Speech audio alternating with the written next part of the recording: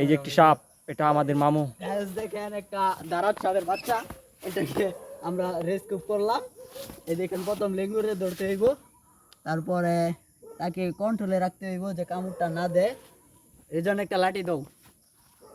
এবং ইতিমধ্যে এটা আমাদের আওতায় এসেছে এবং এটা দেখতে খুব ভয়ঙ্কর সাইজের দারাত সাপ এবং এটা খুব খুব ভয়ানক। এটার কালারটাও খুব কালো গাঢ় হয়ে খুব যাচ্ছে। ম্যাসিভ সাইজের একটা দারাত সাপ। এটাকে ধরার জন্য আমাদের কারিগর হিমেল মোহাম্মদ। এটা সবাই নিয়ে কপি করবেন নাকি, ওই এটা ভয়ানক, খুব ভয়ানক একটা সাপ। এটা ধরার চেষ্টা করবেন আপনারা নিজে নিজে। এটা দেখেন কিভাবে আমি ধরে ফেলি।